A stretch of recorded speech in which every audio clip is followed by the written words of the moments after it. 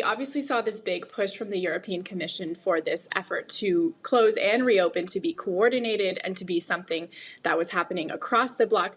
But as you said in your report, that's really not what happened in any sense. And as we see these countries reopening, it's the same thing. We're not seeing a coordinated effort. It's impossible to say how long this period might last. Certainly, this year is not going to be anything close to normal in terms of travel.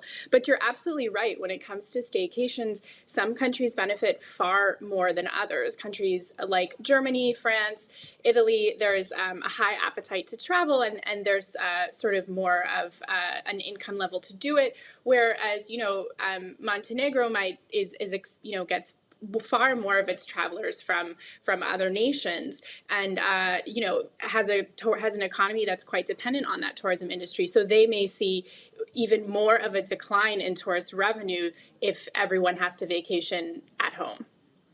Do you think we might actually see more of a long-term shift of people preferring to stay at home rather than take those, often several international holidays a year? Mm.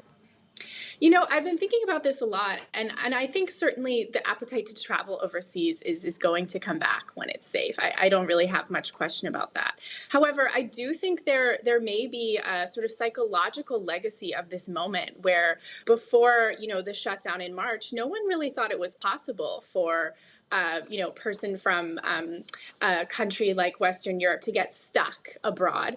And, in some nations, like travelers from Britain and even America, they really were stuck. They found themselves without a lot of help from their embassy. And so I do wonder if the memory of that and this idea that you could be scrambling in an airport to get a flight or having to find accommodation in a country as a sort of global disaster is happening may leave this sense that travel is a little less seamless than perhaps we thought it was. And there's a little more risk associated with traveling across the world, as you said, several, even 5, 6, 7 times a year.